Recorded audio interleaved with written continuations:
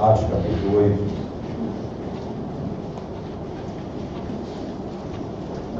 Verso 26 ao 40.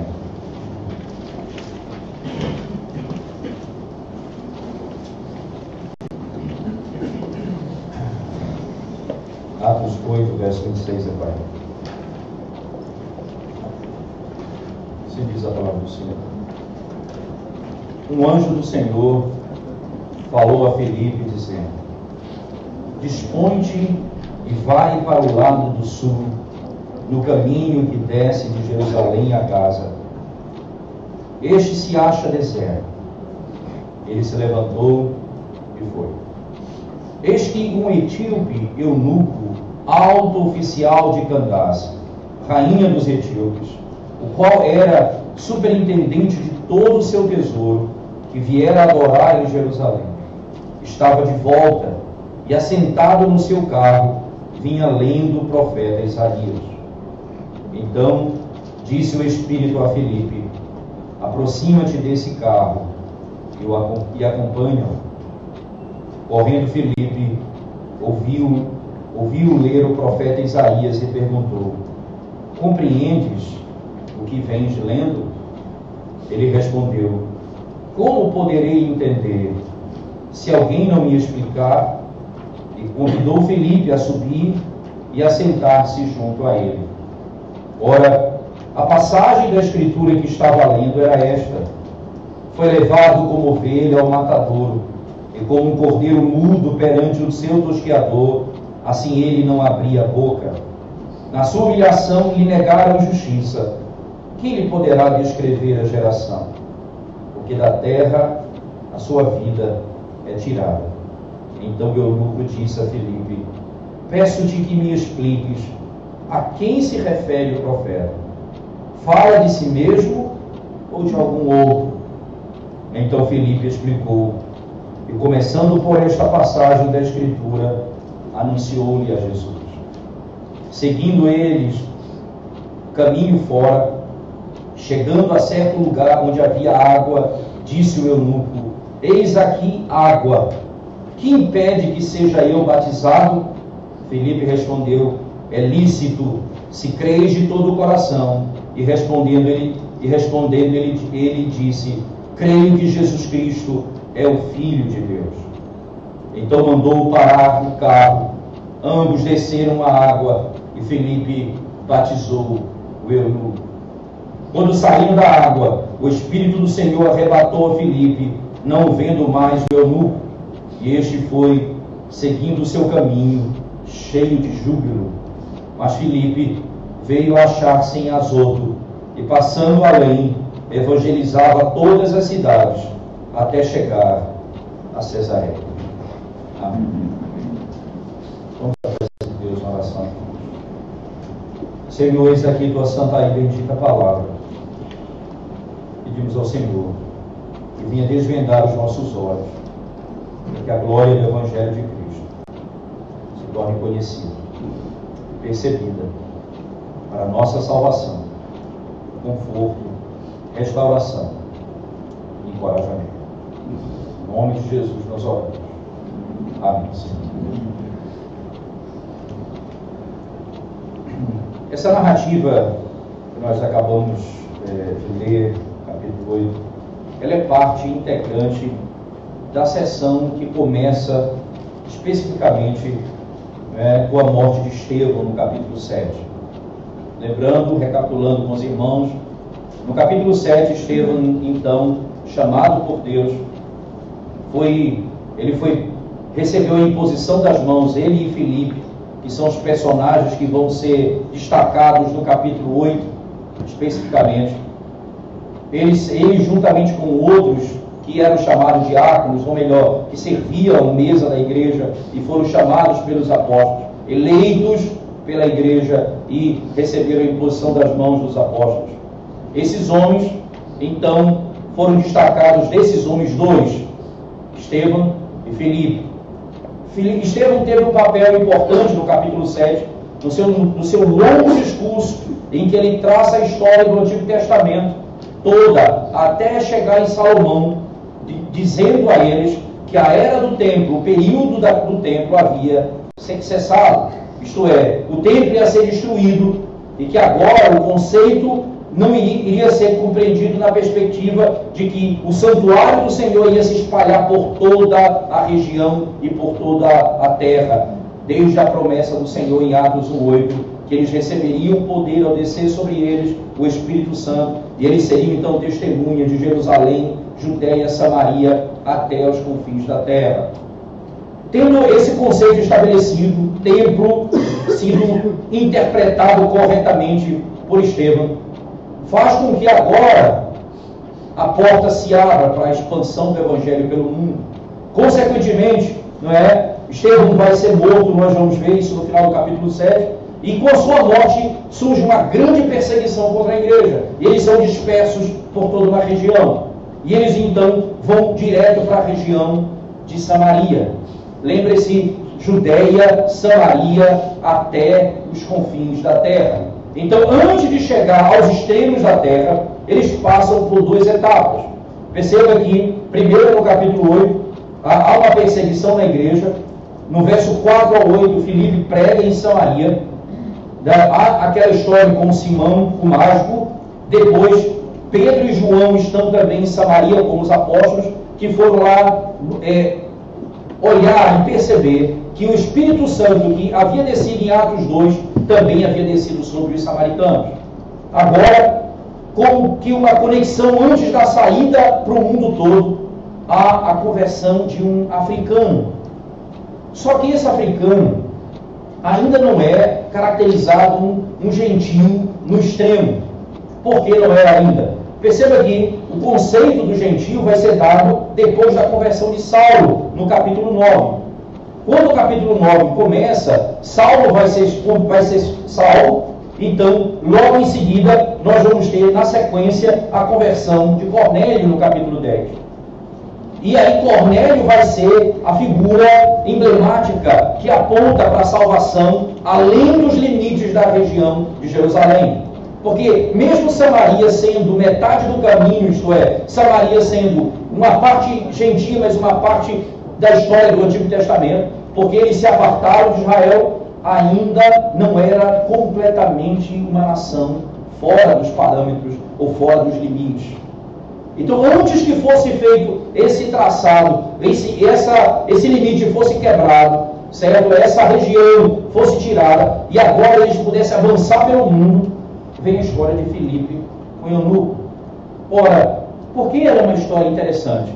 Primeiro porque, veja, ele está lendo as Escrituras, ele está indo para Jerusalém adorar, então é algo que aponta para uma relação de um certo conhecimento que ele tem com a verdade. Ainda não é alguém totalmente distante, não é? Como por exemplo, alguém que nunca ouviu falar do Evangelho e ouve o Evangelho em salva.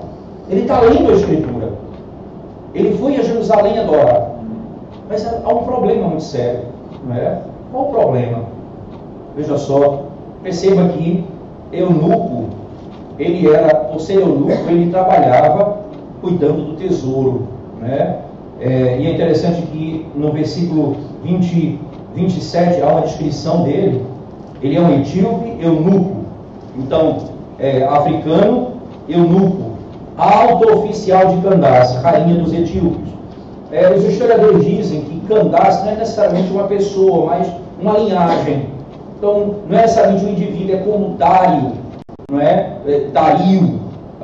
Pensa-se que era um indivíduo, mas necessariamente era na realidade como César, né? Era um nome que representava um tipo de governo. E alguns historiadores acreditam que Candace também se referia, na realidade, a uma nomenclatura de governo. E Candace, que era a rainha dos etíopes, isto é, representava aí essa linhagem dos etíopes, ele era superintendente de todo o tesouro. E o que ele veio fazer? Ele viera adorar em Jerusalém. Então era um prosélito, ele ouviu a lei, ele ouviu falar da lei, ele conhecia, tanto é, mais uma vez, que ele vinha lendo o profeta Isaías no capítulo 53. Veja o cuidado de Lucas dentro da descrição do processo da expansão do reino, não é? samaritano que é metade do caminho, um gentio, mas que ainda não é gentil, mas ele é prosélito, ele quer dizer, ele conhece a lei do Antigo Testamento, ele está lendo as Escrituras, ele vai ao templo adorar, então há uma relação ainda com ele, ainda não é completamente distante, ele ainda é parte desse processo, dessa expansão do reino. Mas acontece algo espetacular antes de nós irmos adiante nessa informação.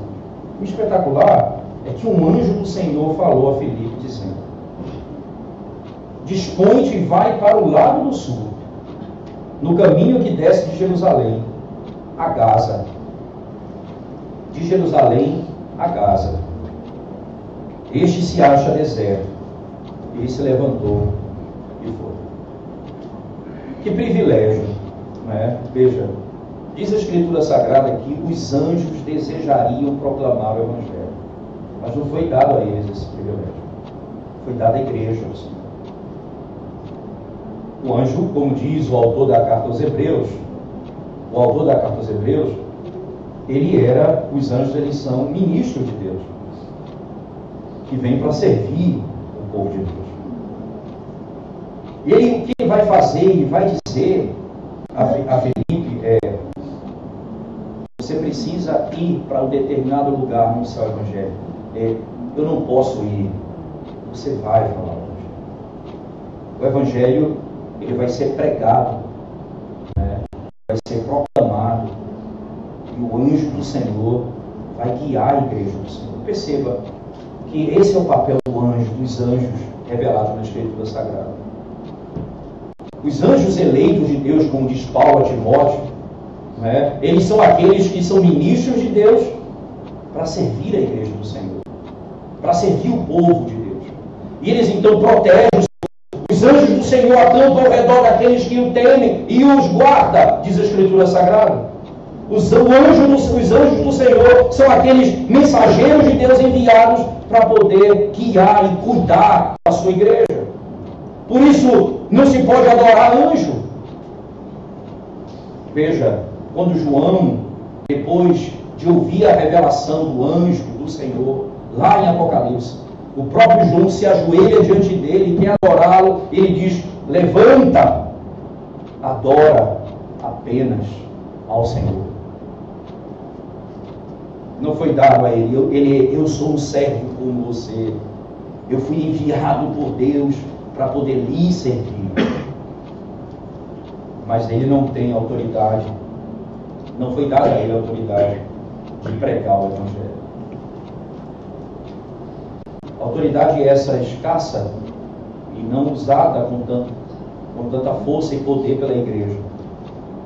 A nós foi dada a graça de anunciar o Evangelho de Cristo. Não aos anjos. Os anjos desejariam e desejam fazer, mas é dado a nós. O que temos feito com essa ordem dada por Deus? O que nós temos feito com esse privilégio dado por Deus de proclamar o Evangelho às pessoas? As mulheres falando às outras mulheres, os jovens falando aos outros jovens. O que nós temos feito desse grande privilégio? Nós temos perdido a oportunidade de proclamar a todos aqueles que estão no nosso lado o Evangelho de Cristo. Mas o anjo do Senhor falou a Filipe e disse: dispõe-te e vai para o lado do sul. Então, no verso 27, há um encontro com o etíope, esse é o grupo descrito aqui no texto, e diz o verso 28, estava de volta e assentado no seu carro vinha lendo o profeta Isaías. Então disse o Espírito a Filipe: aproxima-te desse carro e acompanha. Coisa impressionante, irmãos. Coisa impressionante. Impressionante porque um homem dentro de um carro, eunuco. Como eunuco? Qual o problema da informação dele ser eunuco? Ele era um africano, certamente não recebido dentro da estrutura do culto judaico. Mas ele tinha outro problema, ele era eunuco. O que acontece com os eunucos? Veja o verso, Deuteronômio 23, verso 1, por favor. Veja a lei de Deus, o que é que ela fala. Deuteronômio 23, verso 1.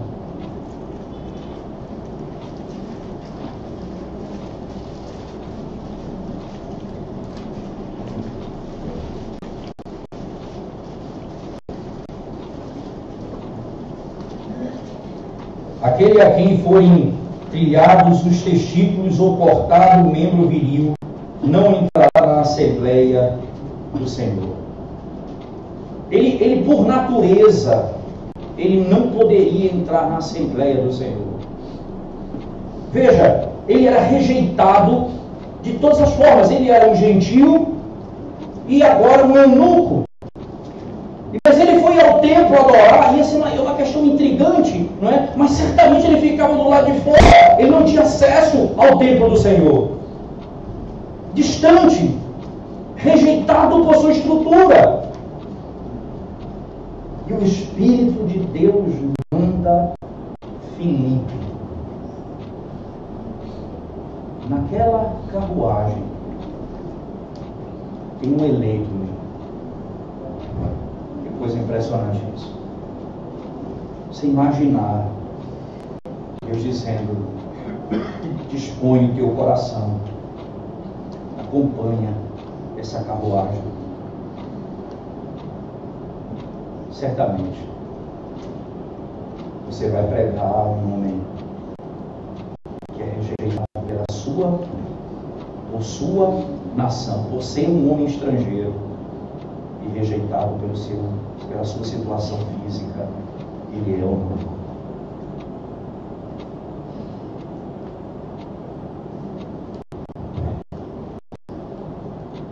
Você imagina o Senhor falando a um homem, irmãos,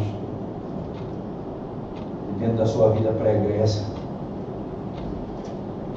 sendo um homem, mutilou o seu corpo para se transformar em mulher. Não é o caso do eunuco especificamente, mas eu estou me referindo a um caso drástico na vida de um irmão. E o Evangelho alcança ele. O Evangelho alcança ele. O que fará esse homem? Por mais que ele não possa mais a ser homem na perspectiva da virilidade, ele será salvo e redimido e transformado, e mudará o seu comportamento e a sua vida, e será uma nova criatura, apesar da impossibilidade de voltar a ser o que era naturalmente. Ele viverá uma vida santa, ele viverá uma vida reta, como um homem, mesmo tendo sido castrado, mutilado, transformado. A esperança, ela vai para o homem no estado pior que ele se encontra. Deus é capaz de levar a esperança ao homem no pior estado da alma dele. Veja que nesse aspecto, esse homem, não é? Que é o eunuco, o etíope eunuco, não se diz o nome dele, se descreve, é importante isso, né? A sua nacionalidade e o seu trabalho, porque são coisas importantes. Ele é estrangeiro e eunuco, então não tem acesso à casa de Deus. Ele vai adorar em Jerusalém, mas ele não tem acesso ao santuário, porque a lei impedia que isso acontecesse. Mas agora, o Evangelho não apenas rompe as barreiras, os limites geográficos, transforma o homem e vai alcançá-lo no estado pior que você possa imaginar. Preso nas drogas, preso nos vícios, preso na escravidão sexual, preso em roubo, preso literalmente o Senhor vai libertá-lo de onde ele estiver. O Evangelho vai alcançá-lo e ele vai ser transformado pelo poder da pregação do Evangelho. Completamente. Sequência, o Senhor então diz assim: então disse o Espírito a Filipe: aproxima-te desse carro e acompanha-o. Correndo Filipe, ouviu ler o profeta Isaías e perguntou: compreendes o que vens lendo? Ele respondeu: como poderei entender se alguém não me explicar? Coisa impressionante. João Calvino, comentando esse texto, fala algo impressionante. Ele diz: ele se distancia dos homens da época. Imagina da nossa época, daquela época Calvino diz isso, imagina da nossa época, ele diz: os homens que querem entender a Bíblia sozinho, que querem compreender as Escrituras, sem que busquem as autoridades, aqueles a quem Deus deu dom para interpretar, dom como mestres, doutores, pastores, que foram chamados para isso, mas eles seguem o seu próprio pensamento, eles compreendem de acordo com o seu próprio entendimento. E João Calvino vai dizer: esse homem se distancia de muitos. E faz exatamente assim. Faz exatamente assim. Como eu vou entender se ninguém vai me explicar? Eu preciso que alguém me explique o que está acontecendo aqui. O Senhor então envia Filipe para explicar. E a pergunta, não é? Imagina que coisa impressionante. Hoje, irmãos, sem ler esse texto, qualquer um dos irmãos, pelo tempo de ouvir, de escutar a palavra do Senhor, de ouvir a pregação do Evangelho, qualquer um dos irmãos hoje, se alguém perguntasse para vocês o que está dizendo esse texto, vocês diriam: isso se refere a Jesus Cristo. Mas você imagina, não é? Que a pergunta dele é uma questão hermenêutica. Tem até um livro de hermenêutica chamado Entendes o que Leis?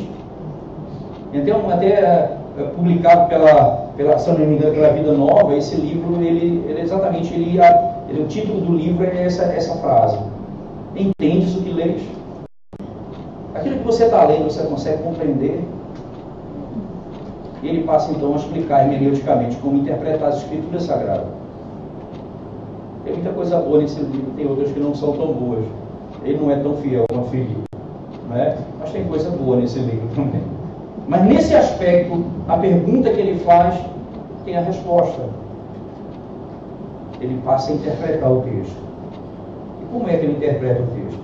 Que texto primeiro está sendo lido? Isaías 53, versos 7 a 8, que diz: foi levado como ovelha ao matadouro, e como um cordeiro mudo perante o seu tosqueador, assim ele não abriu a boca. Na sua humilhação lhe negaram justiça. Quem lhe poderá descrever a geração? Porque da terra a sua vida é tirada.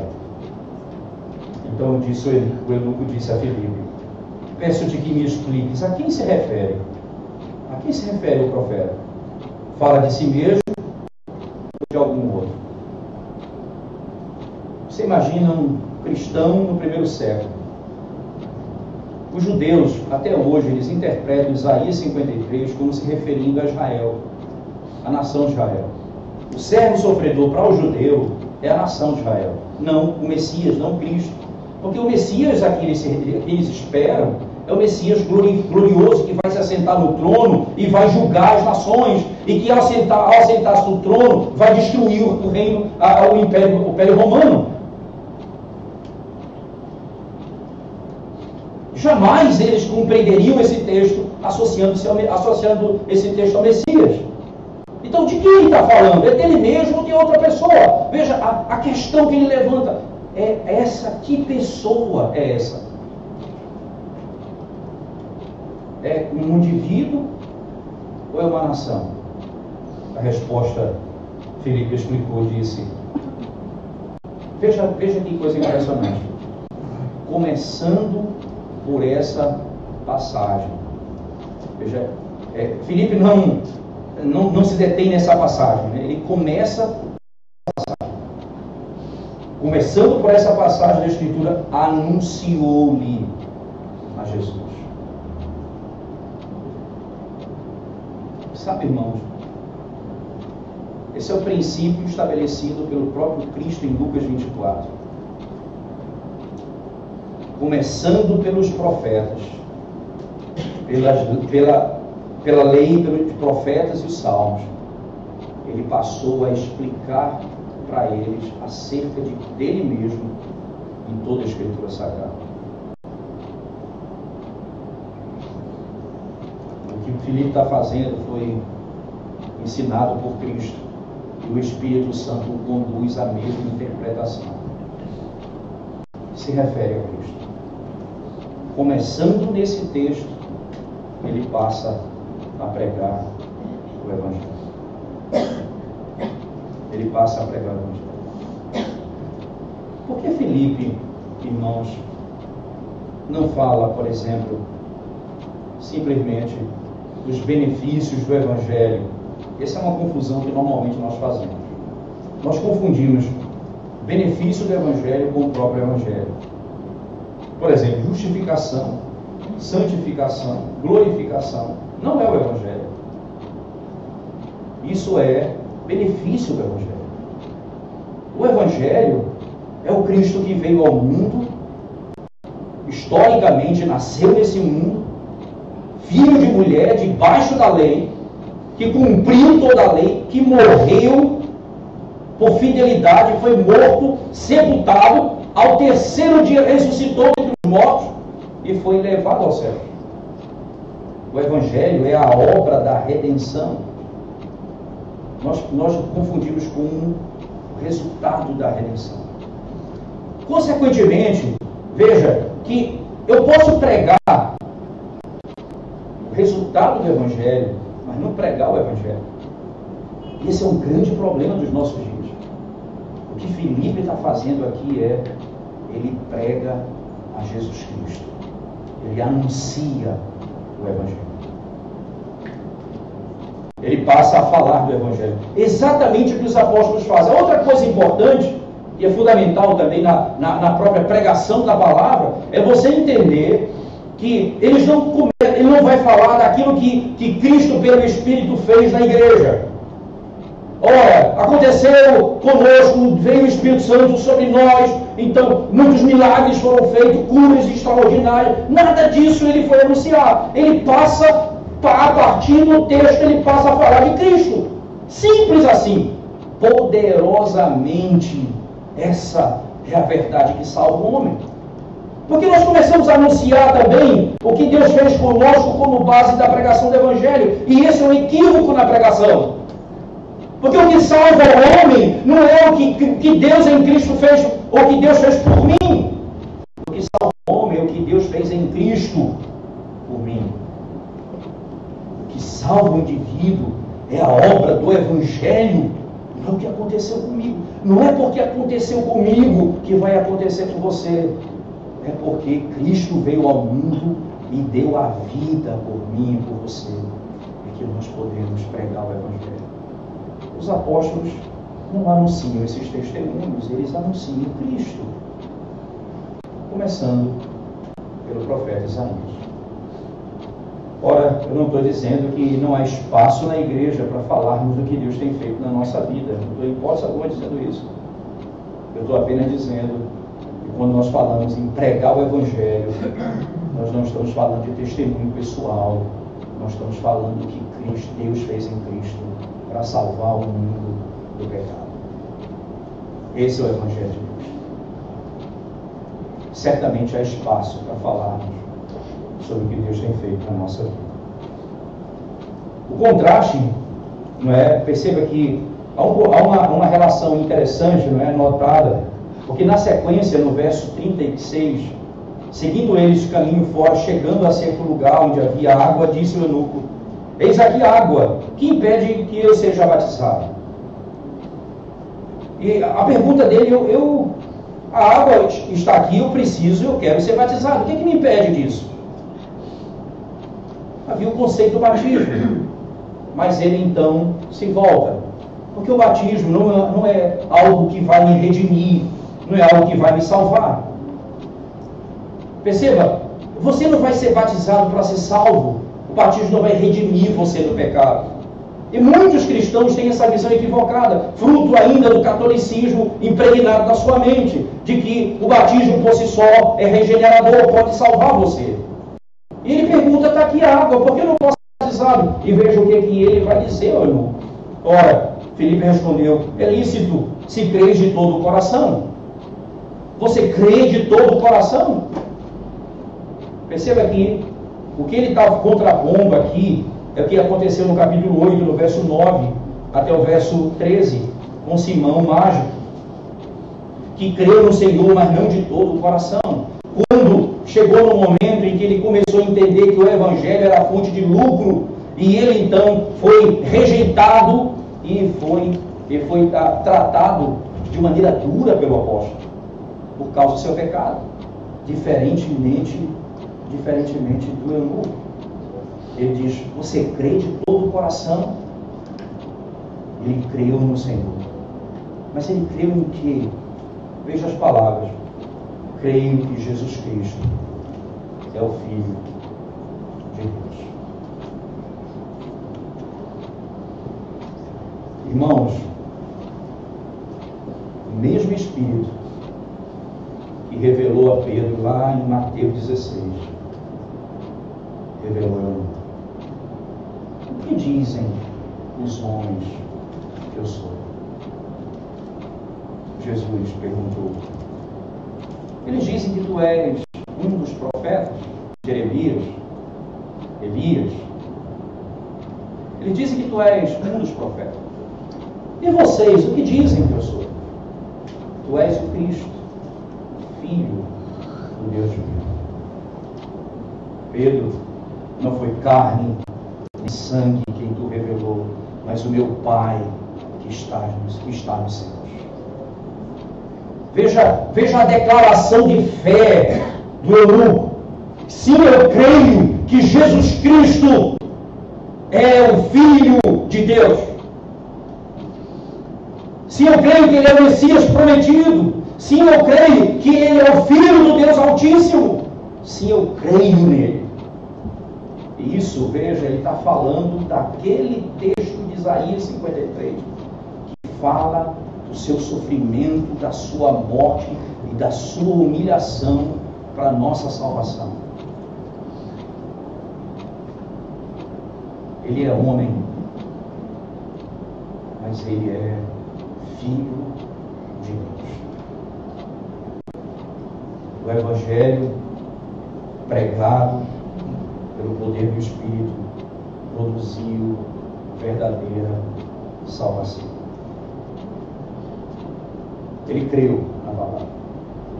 Interessante, se você lembrar lá no texto de Lucas também, que é um paralelo, Lucas sendo o autor de Atos também, ele não só do Evangelho como de Atos, ele faz paralelos interessantes do seu livro. Então, por exemplo, nos discípulos no caminho de Emaús, ele passa a explicar, eles começam a questionar, né? Só o Senhor não sabe o que aconteceu. E Jesus então começa a expor a palavra a eles, o Evangelho a eles, desde o Antigo Testamento até agora. E aí diz o texto que quando eles partiram o pão, os olhos deles se abriram e eles começaram a compreender as Escrituras. E o texto lá em Lucas diz que Jesus foi e saiu da presença dele. Como acontece aqui com Filipe, ele vai e some da presença dele. O Evangelho foi anunciado. Ele creu verdadeiramente no Senhor. E ele foi salvo. Agora ele vai ser batizado. Porque o batismo não é regenerador. O batismo aponta para uma realidade interna que já aconteceu. Ele creu no Senhor. Daí ele vai ser batizado. Muitos usam esse texto para defender, por exemplo, o batismo por imersão, simplesmente pela linguagem utilizada. Verso 38. Então mandou parar o carro, ambos desceram a água, e Filipe batizou o eunuco. Então diz assim, veja, descer a água pode passar a ideia de que eles mergulharam. O problema é que se isso é assim que se deve interpretar esse texto, o batismo foi um roubo de mergulho, porque os dois mergulharam. Veja, ambos desceram a água. Não foi só o eunuco não que desceu a água. Ambos desceram. Significa dizer que eles foram para o rio. Eles foram ser batizados lá. Mas não significa que eles mergulharam. Porque se esse verbo aqui significa mergulhar, ambos mergulharam. O batismo se deu os dois dentro da água. Isso não faz sentido algum, em canto nenhum da Bíblia, e nenhum princípio você vai utilizar para esse tipo de batismo. Então me parece claro, não é?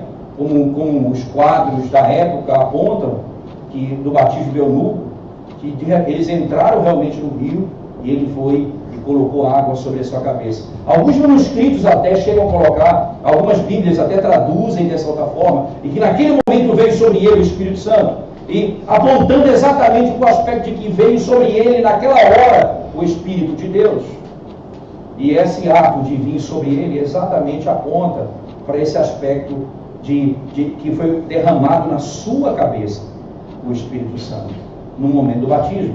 Isso seria alguns manuscritos vão colocar essa ideia para poder conformar ao que aconteceu com os samaritanos, que eles também receberam o Espírito Santo e passaram a falar e aconteceu milagres e coisas de outra ordem naquele texto, como nós bem sabemos.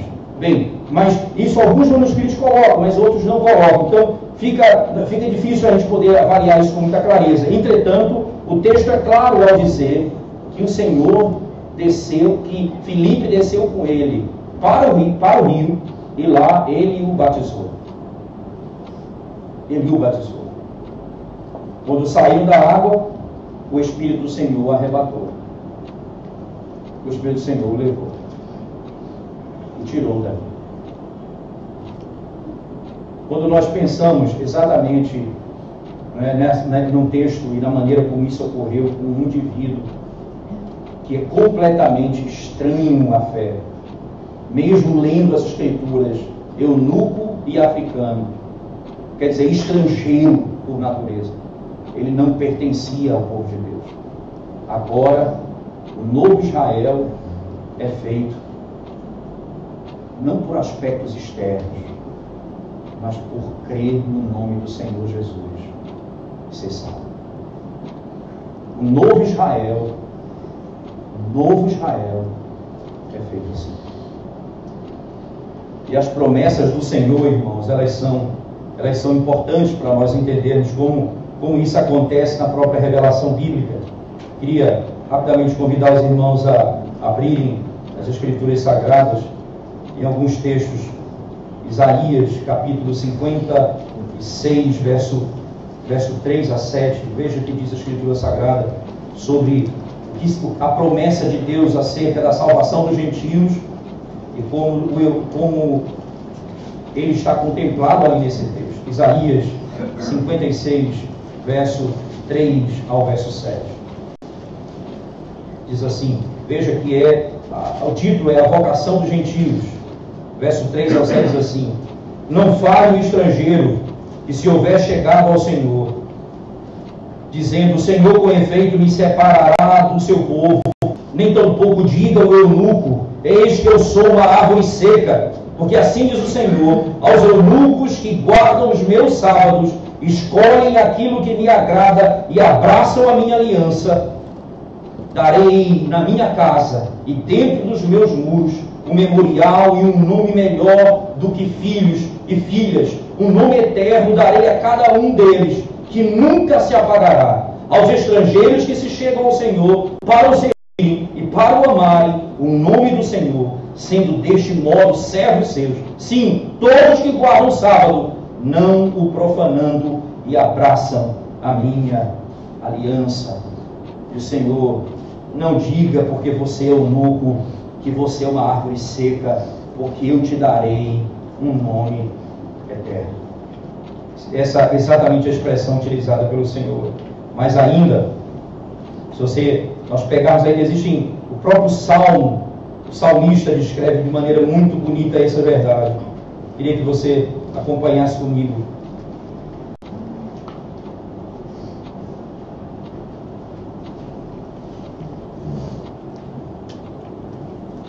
Salmo 68, verso 31, por favor.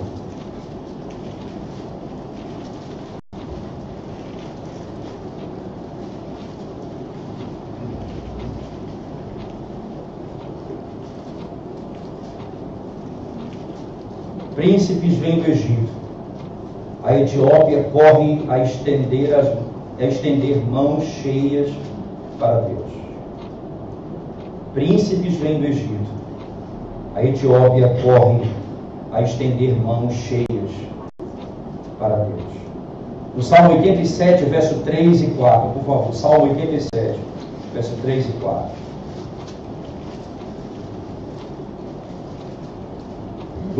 Gloriosas coisas se tem dito de ti, ó cidade de Deus.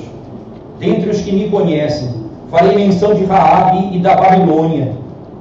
Eis aí Filístia e Tiro, com Etiópia, lá nasceram.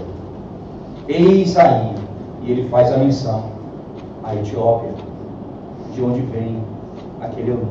Em outras palavras, as promessas dadas por Deus nos Salmos agora se tornam realidade naquele caso específico, o eunuco da Etiópia, e duplamente separado da presença de Deus.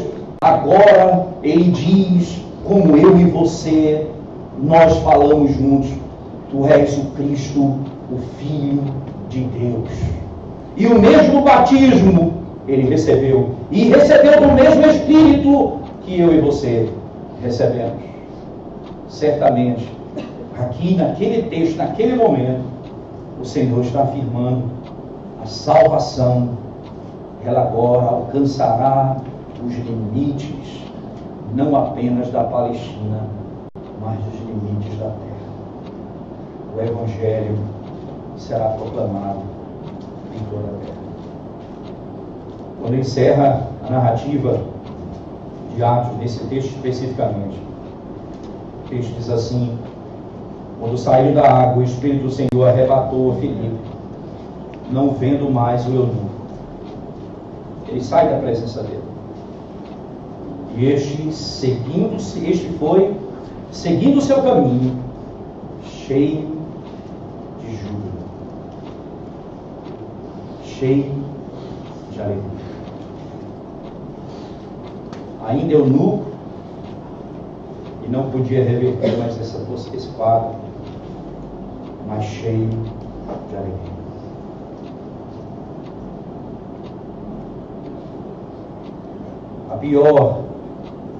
A pior tristeza da alma do homem não é o sofrimento ou as consequências do pecado que nós carregamos, mas a pior dor da alma do homem é não conhecer a alegria do Evangelho. Veja que a alegria passa a ser um tema interessante no livro de Atos.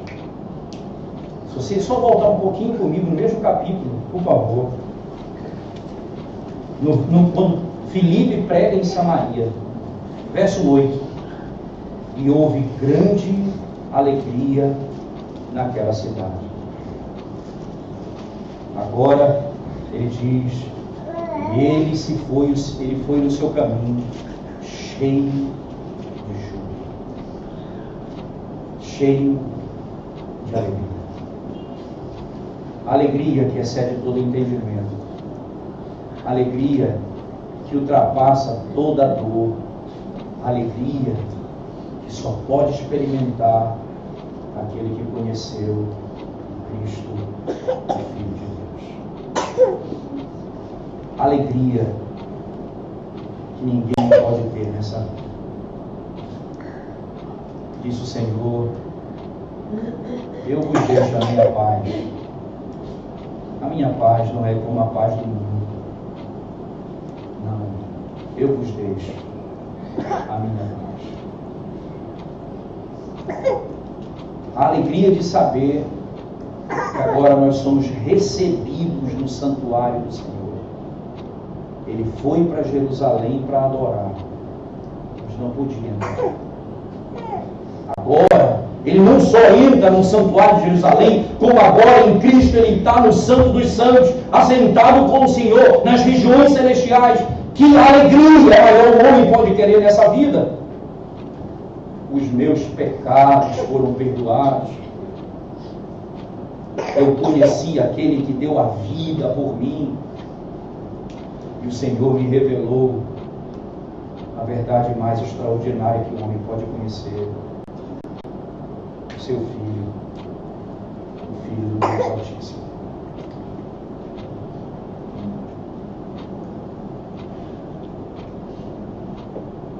Coisa impressionante. Ele era tesoureiro, guardava o tesouro, mas não sabia o que era juros. Talvez você tenha muito dinheiro, ou talvez você vive a guardar dinheiro, ou talvez o seu sonho é ser rico. Não repousa no vil metal a alegria.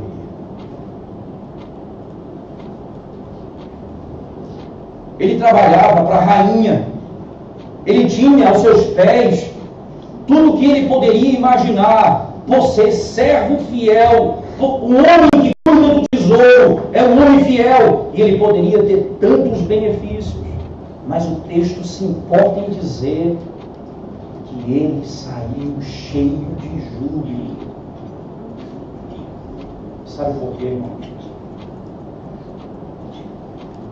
Ele expressa as palavras do salmista Davi, no Salmo 32. Bem-aventurado o homem, ou melhor, feliz é o homem a quem o Senhor perdoa o pecado.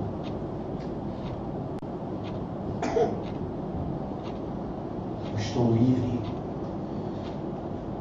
Eu estou livre e já não mais serei condenado por toda a eternidade. O meu pecado foi perdoado.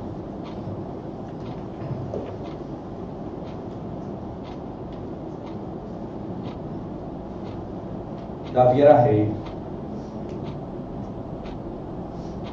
E como rei, ele tinha tudo o que ele queria. Mas ele não disse: feliz é o homem que tem toda a riqueza dessa terra. Davi tinha súditos, homens, mulheres que serviam a ele. Ele não disse: feliz é o homem que tem servos e servas para lhe servir. Davi conhecia e tinha a possibilidade de usufruir todos os prazeres do seu reino, mas ele não disse: feliz é o homem que usufrui aquilo que tem.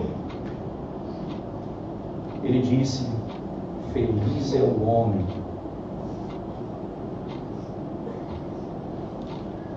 que Deus perdoou o pecado.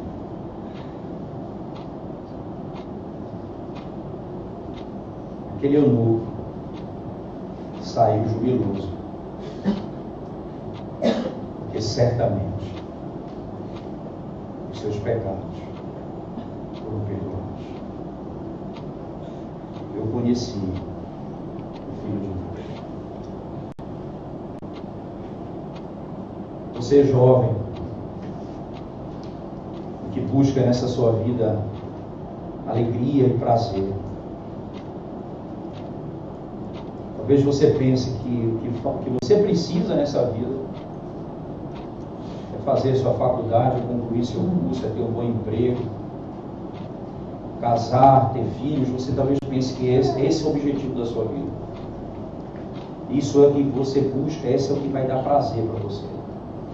Ou talvez você pense até: eu tenho alegria nas coisas dessa vida mesmo. Eu tenho alegria na bebida, eu tenho alegria nas noites, eu tenho alegria com os meus amigos.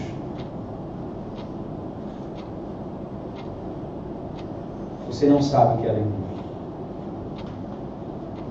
A alegria tem aquele homem que Deus perdoou o seu pecado. Arrependa-se dos seus pecados. É a razão pela qual muitos andam tristes, abatidos, deprimidos, sem alegria na igreja. Porque vivem no pecado. Precisam se arrepender dos seus pecados.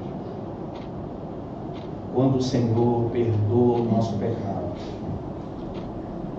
como Eunuco, como Etíope, nós sairemos jubilosos. A ponto de dizer: eu não temo o homem que mata o meu corpo, mas eu temo aquele que lança no inferno meu corpo e a minha alma.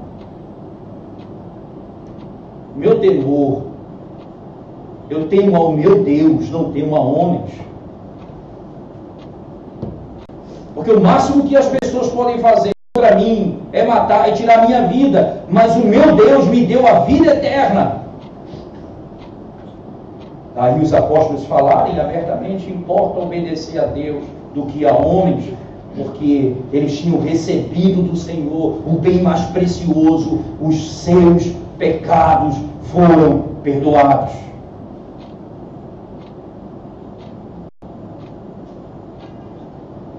Mas também, se você nessa noite se sente assim, desprezado, sem esperança, porque acha que cometeu um pecado tão grave, que Deus abandonou você. O Senhor veio buscar não apenas o estrangeiro, mas aquele que era impedido de entrar no santuário. E transformou no Filho por meio do seu Filho. A esperança para você, irmão. O que faço? Creia no Senhor Jesus Cristo. Então será salvo. E toda a obra do Evangelho será imputada a você. Justificação, santificação, redenção. Tudo que Cristo conquistou será seu. Creia no Senhor. Alegre-se no seu nome.